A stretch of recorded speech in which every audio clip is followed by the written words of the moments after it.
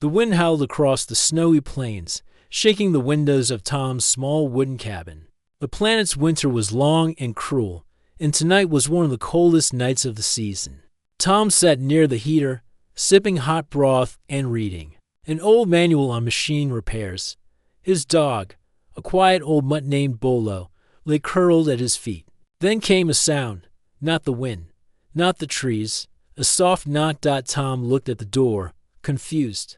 No one ever came out this far. His home was nearly 100 miles from the nearest colony outpost. He stood slowly, set down his bowl, and walked to the door.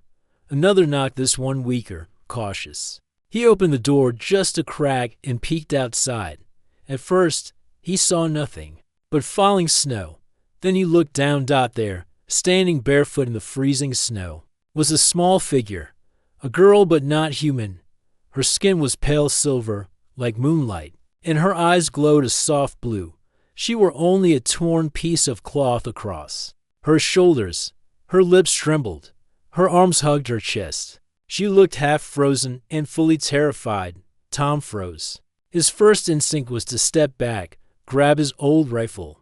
But the girl didn't move. She didn't look dangerous. She looked lost, scared, and very cold. She whispered something, a soft, breathy sound. Tom didn't understand the language, but he didn't need to. "Wait here," he said softly. She didn't move, just kept looking at him, her eyes wide. Tom ran to the back of the cabin and grabbed a blanket. He wrapped it around her gently, and she flinched as if expecting pain. But she didn't run. She stood still, staring up at him. "You're freezing," he muttered. "Come inside." "You can come inside, alien girl." He stepped back and held the door open. After a long pause, she took one step forward, then another, and entered. The warmth of the cabin hit her like a wave. She dropped to her knees near the heater, curling into the blanket. Her hands were thin and trembling. Bolo sniffed her, curiously, but didn't bark. He seemed to sense she was no threat. Tom watched her quietly. She didn't speak, didn't even glance his way. She just stared at the heater, her body slowly relaxing. He knelt beside her and offered a cup of warm broth. She looked at it, unsure, then slowly reached out.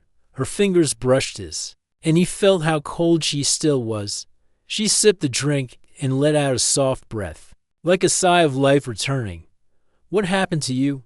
Tom asked. She didn't answer. Her eyes flicked toward him, then back to the cup. He didn't push. Instead, he got a towel and gently wiped the snow from her bare feet. They were scratched and red. "Name?" he asked, tapping his chest. "Tom." She tilted her head. "Tom," he repeated, slowly. "You?" She touched her chest lightly and made a soft sound. "And Nara." Tom smiled a little. "Nara, that's your name." She gave a tiny nod. Hours passed. The storm outside grew stronger, but inside, the cabin was quiet. Tom gave her some clothes, an old sweatshirt and pants, too big for her, but warm. Nara didn't resist. She changed behind a curtain, then returned and sat near the heater again. Her eyes watched everything: books, tools, even the steam rising from the pot on the stove. She seemed both curious and scared, like a wild creature unsure if it was safe. Tom tried to speak, pointing to objects and saying their names: cup, chair, fire. Sometimes she repeated him. Sometimes she just stared. But every word she learned brought a bit more calm to her eyes. When Tom laid out a bedroll near the heater, she looked at it with confusion. "For sleep," he said. He lay down on it, then got back up. "Sleep." She slowly knelt and touched the blanket. Then she lay down and curled up, pulling it over herself. Tom smiled. "Good." He turned off the main light and sat on his chair, watching her. She was already asleep, breathing softly. Her silver skin looked warmer now. Her face was no longer full of fear, only tiredness. Bolo sat beside Tom and gave a soft huff. "I know, boy," Tom whispered. "She's not from around here." That night, Tom couldn't sleep much. His mind was full of questions. Where did she come from? Was she part of a crashed ship? Was she being hunted? Why was she alone in the snow? But most of all, he wondered what would happen next. He looked over at her. Nora, the alien girl, a stranger from the stars, and yet something about her felt familiar, like she had known pain, like she had been left behind. Tom knew that feeling too well. He sighed and finally lay down. Outside, the storm howled. Inside, the heater hummed softly. And in the quiet, a new bond had begun, silent, uncertain, but real. The storm outside lasted for 3 more days. Snow piled up against the cabin walls, and the wind howled every night like wild animals calling in the dark. But inside, the small wooden cabin stayed warm.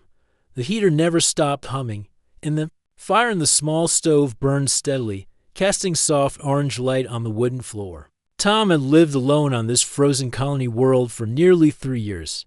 He knew how to survive. He had food stocked, clean water stored, and tools for almost every job. But now, he had something unusual. A guest. Nora, the alien girl, stayed close to the heater. She still didn't speak much, but her fear had faded. Slowly, day by day, she began to relax. Her movements became less tense. She even started helping around the cabin in small ways, folding blankets, handing tools, sweeping the floor with unsure hands. Tom didn't ask her many questions. She didn't understand most of his words yet. Instead, he tried to teach. Each morning, he pointed to objects and said their names clearly. Window, he said, tapping the glass. Chair, book, cup. Nora watched and listened. At first, she only nodded or looked confused. But soon, she began repeating the words in her soft voice. W wine, ow, ch, air, C cup. Tom smiled each time she got one right. Her voice was gentle, almost musical. But her effort was real. She wanted to learn. One evening, Tom drew a simple picture on paper: his cabin, a sun, a tree. Then he handed her the pencil. Nora looked unsure at first, but then, slowly, she began to draw too. Her hand moved quickly, drawing shapes he didn't recognize. But when she finished, Tom saw a tall spire with round windows, a curved ship, stars in the background, then fire, cracks, smoke. She had drawn her ship. It had crashed. Tom looked at her gently. That was your home. Nora didn't answer, but she nodded once. Her eyes became distant, like she was remembering something painful. Tom didn't press. He just nodded and said softly, I'm sorry. She looked at him, confused, then repeated the word. Sorry. Tom touched his chest and lowered his head slightly. Sorry. It means my care, for your pain.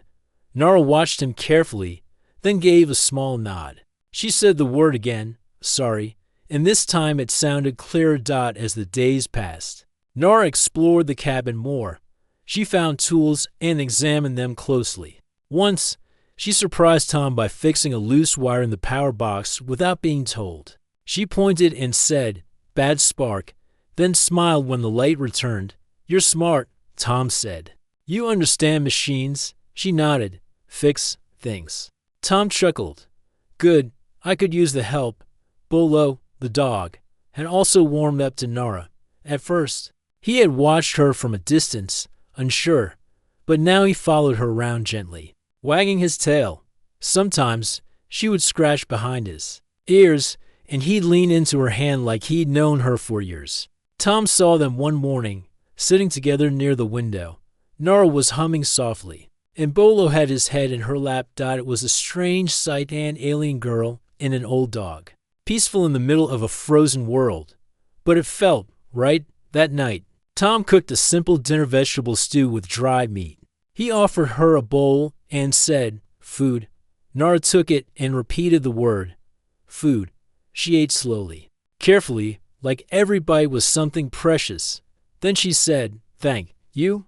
Tom raised an eyebrow. You said that perfectly. She smiled, her first real smile since she arrived. After dinner, the power flickered. The heater gave a weak buzz and went dark for a second. Tom frowned and went to check the power system. Stay here, he told Nora, but she followed him, curious. The battery unit outside the cabin door was half covered in snow. Tom cleared it and opened the panel. The connectors were old and weak. He muttered under his breath. Then Nora crouched beside him. She pulled a small piece of metal from the blanket she always kept nearby. It looked like a broken piece from her ship. She tapped it lightly, and a soft light blinked from within. Use, she said, offering it. Tom hesitated. That's yours. She pushed it into his hand. Help. With her guidance, they fit the alien part into the power unit. The system buzzed, lights flickered, then everything steadied. Tom stared at it in amazement. You really are smart. Nora just smiled again. Later, as they sat near the heater, Tom brought out a small map and pointed. This is here, he said, showing his cabin. Human outpost is far. He traced a line toward a distant. Nora leaned closer, watching. Her finger moved above the map. Then she drew a small circle near the mountains. There. She whispered. Tom looked. Your ship crashed there. She nodded. He realized the crash site was only a day's travel from his cabin. That meant she had walked through snow, cold, and wild land all alone, with no food or shoes. How did you survive? He asked. Nora looked at him, then lowered her eyes. Run. Hide. Cold. Tom felt a tightness in his chest. She had suffered a lot before reaching his door. You're safe now, he said quietly. No more running. She looked at him, uncertain. Then she whispered, Safe? He nodded. Yes, safe. That night, Nora didn't sleep on the floor. Instead, she curled up on the small bench near the fire. She looked more peaceful now, her hands relaxed, her face calm. Tom sat in his chair, watching the snow fall outside the window. He still didn't know who she really was or what had happened to her people. But something inside him had changed. She wasn't just an alien girl anymore. She was a survivor. Brave, smart, and strong. And for now, she was part of his world. The storm finally passed.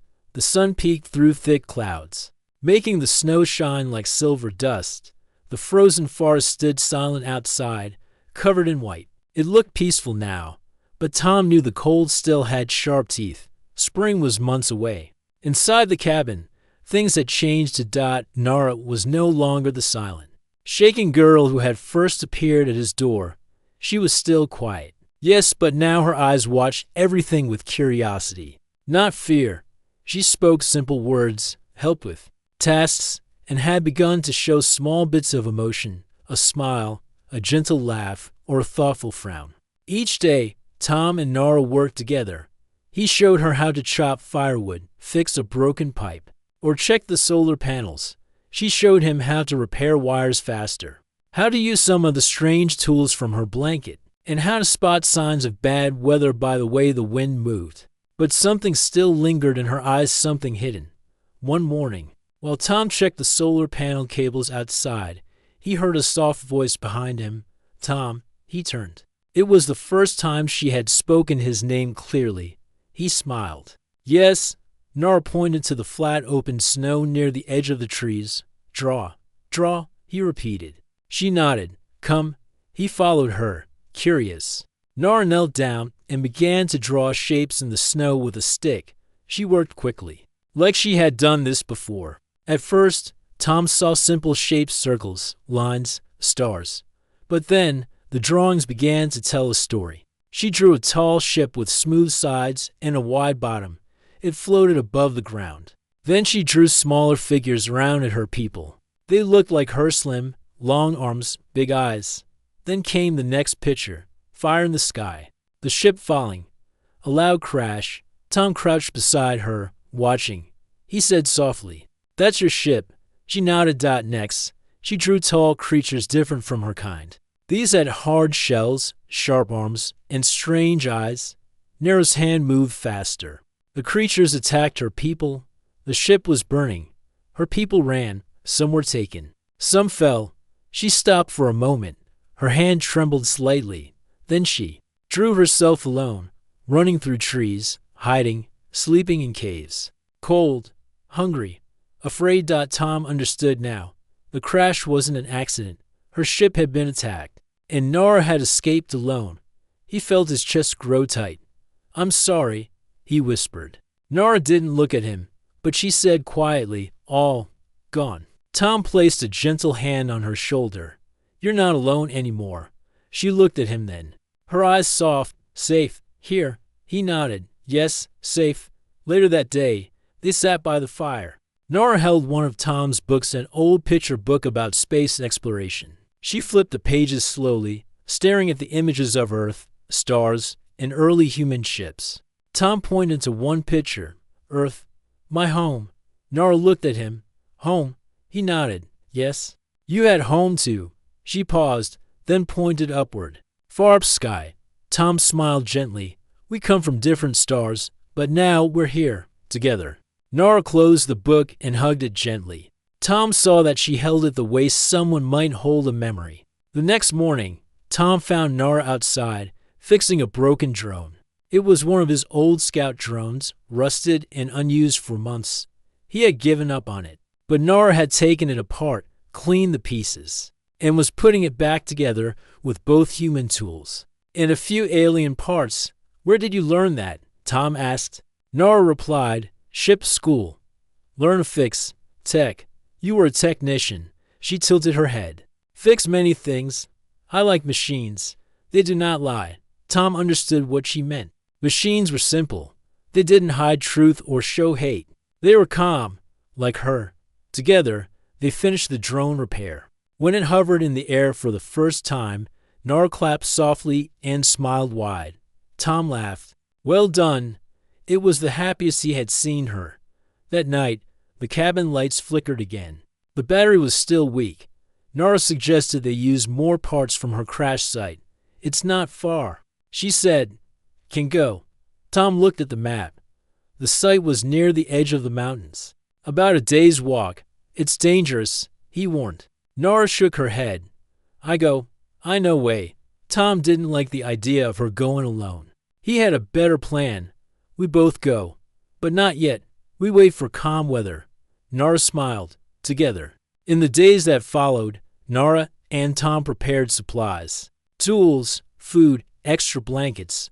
The plan was to visit the crash site, collect useful parts, and return before nightfall. But Tom noticed something else too. Nora seemed to be growing stronger.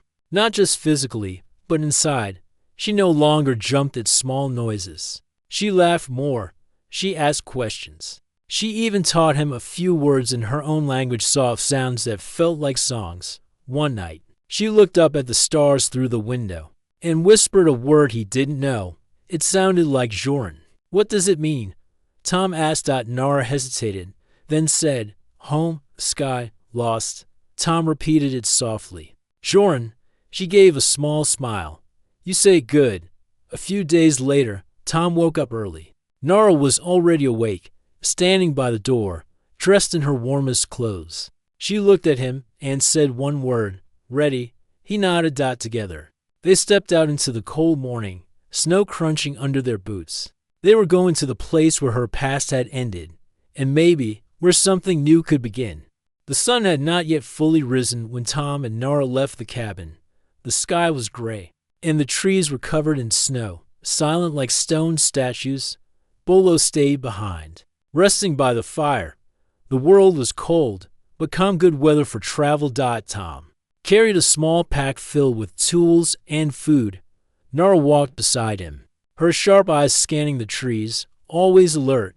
She didn't speak much during the walk. Her steps were quiet, but steady. She remembered the way. They crossed frozen rivers, climbed small hills, and walked through tall pine forests. By midday, they reached a clearing near the base of a steep mountain. There it was, the crash site. Nora stopped and stared. Her face was calm, but her hands were clenched.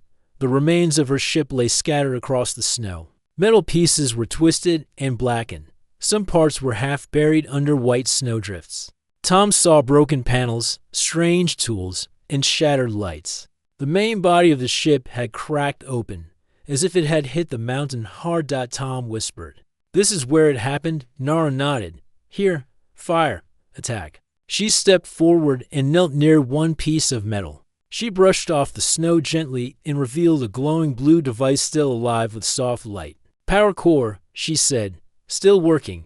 Tom helped her dig it out. They placed it in a safe container and moved to the next piece. Together, they searched the wreck for anything useful: cables, wires, tools, and parts. Nara moved with careful hands, like she was touching something sacred. Tom looked around. Were you the only one who escaped? She didn't answer right away. Then, softly, some were taken. Others, gone. He didn't ask more. As they worked, Tom noticed something strange. The air felt different, still, heavy. He looked up and saw a blinking red light in the sky. His heart sank. A patrol ship. Human.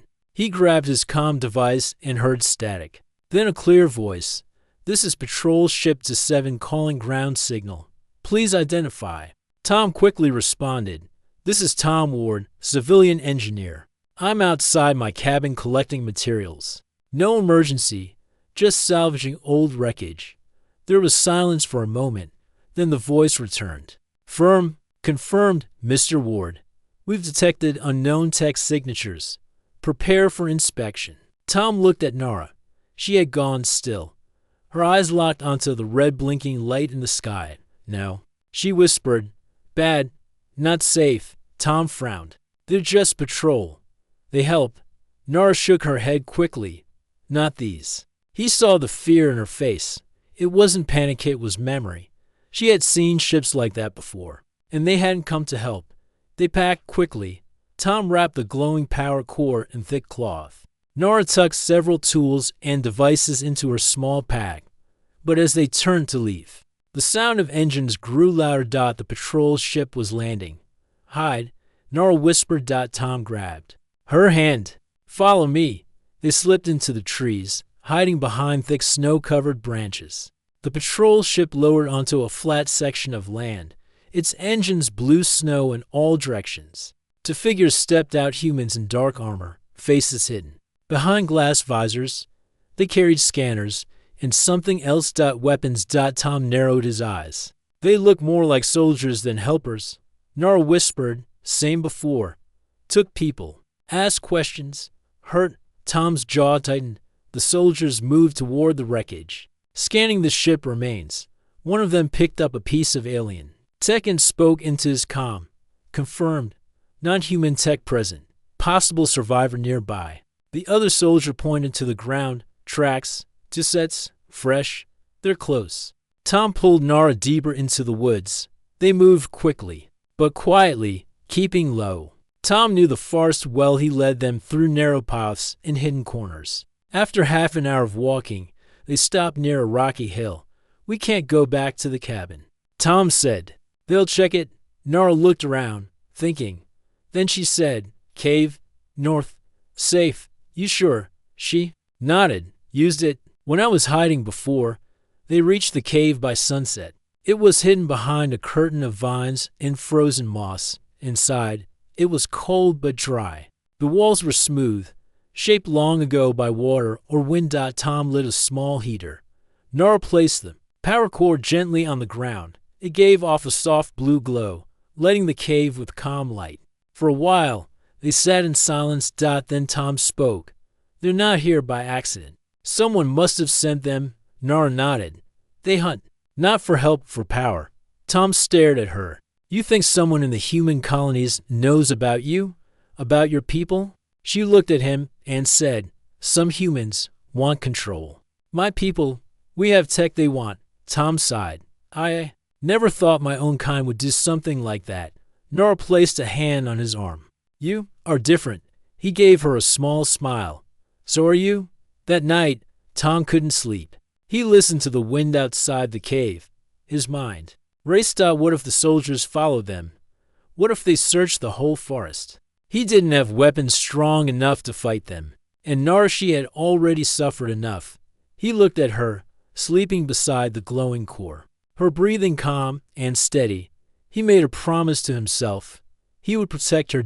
No matter what. The next morning, they watched from the cave mouth. The patrol ship was still there, but it hadn't moved. A third soldier had joined the team. They had set up a small camp and were digging through the wreckage, collecting pieces, storing them in containers. They're not leaving, Tom said. They want your tech. Nara nodded. Need plan? Tom thought carefully. We need to stop them from finding the cabin. If they go there, they'll find everything. He looked at the power core, then at Nara. I have an idea, he said, but we'll need to move fast. Tom and Nara sat quietly inside the cave, their eyes fixed on the patrol camp below. The soldiers were busy collecting pieces from the wreckage, unaware of the two watching them from above. The cold air was sharp, but inside the cave, a soft, blue light from the alien power core filled the space with calm. We cannot stay here long, Tom said softly. They will search the whole forest. Nara nodded. They find cabin trouble. Tom sighed and looked at the small pile of tools and alien parts they had gathered. We need to leave. Now, Nara's eyes flashed. Escape. Yes, Tom said, but it will not be easy. He reached into his pack and pulled out a small device, a jamming unit. He had built himself to block radio signals. If we can block their scanners, maybe we can sneak past. Nara studied the device. Good. We use it. For the next hour, Tom and Nara prepared. They packed the glowing power core carefully, along with the repaired tools and a few supplies. Nara added some small pieces of alien technology she had hidden in her blanket. These were delicate, but powerful. Tom checked his rifle and put on his jacket.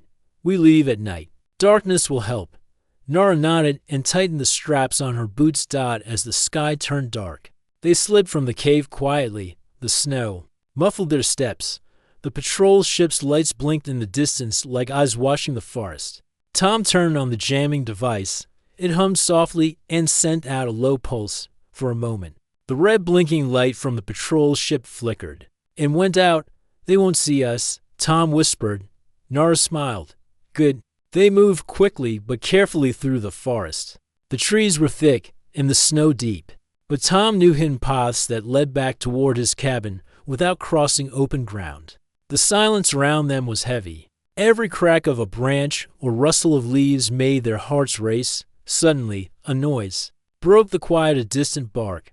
Bolo, Tom's dog, had left the cabin and was running toward them, his breath making little clouds in the cold air. Tom waved. Bolo, stay close. The dog reached them and circled around Nara, wagging his tail. Happily, Nara laughed softly, the sound bright and new. As they neared the edge of the patrol camp, Tom stopped. We need to create a distraction, he said. If we can draw their attention away, we can sneak past. Nara looked at him. How? Tom pulled out a small homemade flare. I'll throw this near their ship. It will light up the snow and make noise. Nara nodded. I wait here. Tom crept closer to the camp, careful to stay hidden. His heart pounded as he threw the flare. Far from their path, it exploded with a bright red light and a loud crack. The soldiers shouted and moved toward the flare. Radios buzzed with alarms. Tom slipped back toward Nara. Together, they hurried through the camp's outer edge. The soldiers were distracted, searching the snow and calling out. Tom and Nara moved silently toward the forest path that led to the cabin. But just as they reached the trees, one of the soldiers raised a scanner and shouted, There!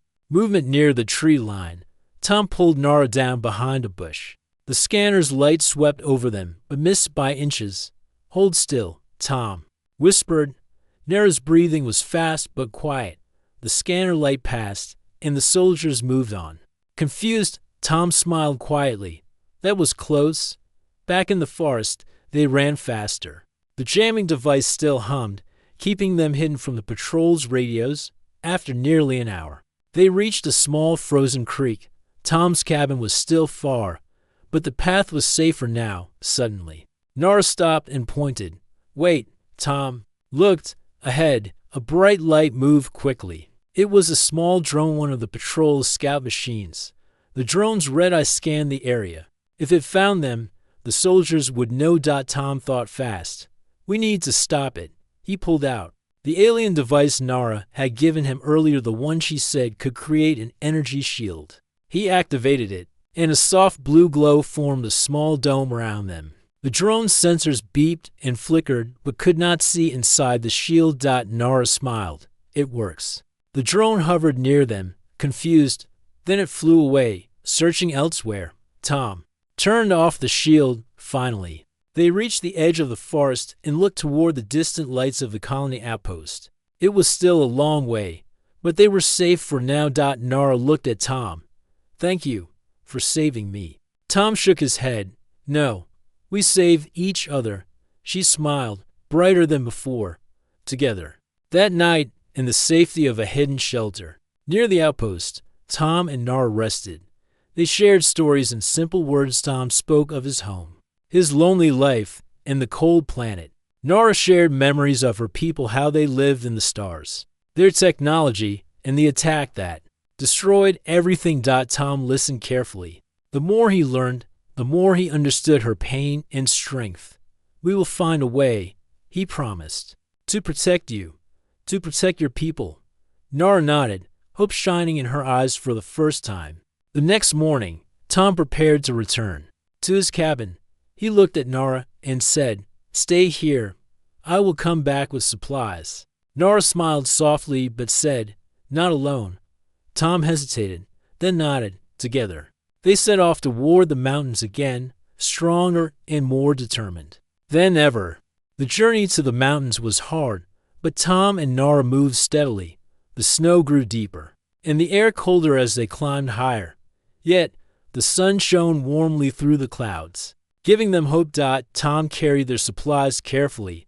Nara walked beside him, her eyes bright with determination. The promise of safety and answers kept them going. After hours of climbing, they reached a narrow path between two tall cliffs. The wind whispered softly, carrying scents of pine and fresh water. Tom looked down, surprised. Before them stretched a hidden valley, a place shielded from the world by towering mountains. Trees with dark green leaves grew thick around a small, crystal clear lake. Smoke rose gently from a few stone huts hidden among the trees. "It's beautiful," Tom whispered. Nara smiled softly. Home safe. They carefully moved down into the valley.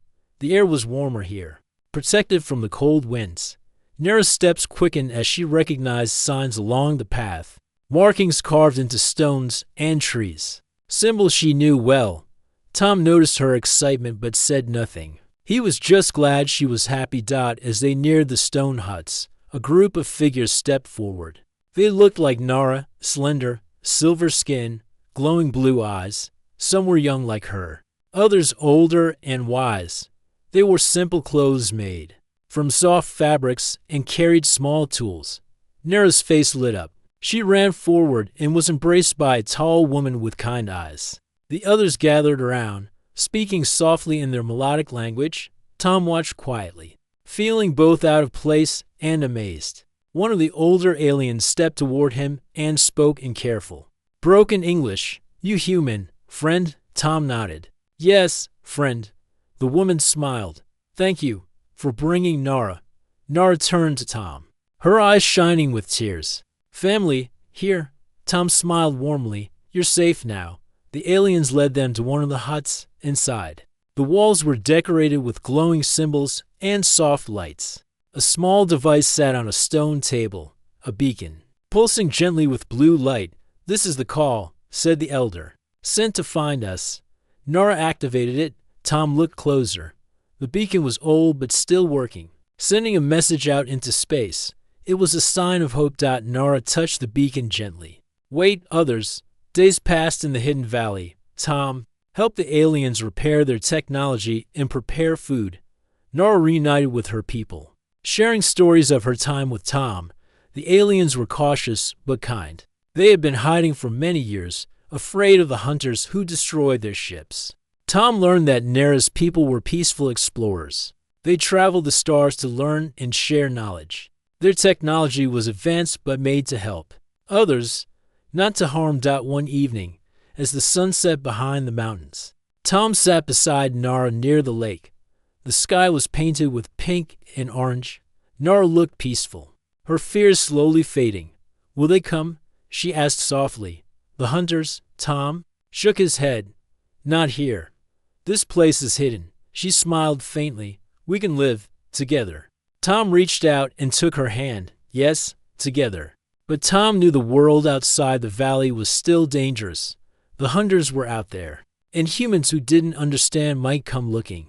He made a silent promise to protect this hidden place, to guard Nara and her people as he had promised. In his heart, He felt something new. Hope. Hope that two very different worlds could find peace. That kindness could cross the stars. That no one needed to be alone. The hidden valley was quiet in the early morning light. The soft breeze moved gently through the tall trees, carrying the scent of pine and fresh water. Tom woke to the peaceful sounds of the alien village stirring soft voices, footsteps on stone paths, and the gentle hum of their strange technology. Tom stretched and looked beside him. Nora was already awake, her eyes bright as she gazed at the sky. "Good morning," Tom said softly. Nora smiled. "Morning, friend." Tom stood and looked outside. The sun was climbing slowly over the mountains, painting the valley gold. He felt calm here, but he knew the dangers were not far away. Over the days, Tom learned more about Nera's people. They called themselves the Zari, travelers of the stars who sought knowledge and peace. Their ships were designed to explore new worlds, help those in need, and share their discoveries. Nora told stories of her life before the crash of the great starships, the bright cities in space, and the friends she had lost. Tom listened carefully, amazed by the beauty and sadness in her words. The Zari taught Tom some of their language, and in return, he shared stories of Earth and its people. Slowly, the two cultures began to blend in this hidden place, forming a new family. But the peace could not last forever. One afternoon, distant engines roared in the sky. Tom and Nara looked up to see several ships approaching the valley. Human ships, but not the patrols. These were larger and armed. The hunters had found the hidden valley. Tom's heart raced. "We must warn the Zari." Nara nodded. "Prepare." Together, they ran to the village center. The elders quickly organized the people, preparing defenses and shielding the beacon. Tom helped the Zari set up protective fields using their combined technology. Nara moved among her people, calm but determined. When the ships landed, a group of soldiers came out, weapons ready. But Tom stepped forward. "I'm Tom," he said loudly. "This is a peaceful place. No harm here." One soldier raised a hand to stop his team. "We come to talk." Tom and Nara led the soldiers to the elders. The humans listened carefully as the Zari shared their story of exploration, loss, and hope. Slowly, the soldiers lowered their weapons. In the days that followed, peace talks began between the humans and the Zari. Tom acted as a bridge, helping both sides understand each other. The humans agreed to protect the hidden valley, and the Zari promised to share their knowledge for the benefit of all. Nora looked at Tom one evening, her eyes full of gratitude. "You saved us," she said. Tom smiled. "We saved each other." Months passed. The hidden valley grew brighter with life and friendship. The Zari and humans worked together, building new homes, exploring the stars, and dreaming of a better future. Tom and Nara stood on a hilltop, watching the sun set over their new world. "This is home now," Nara whispered. Tom took her hand. "Home." Together, they looked up at the stars, bright, full of promise.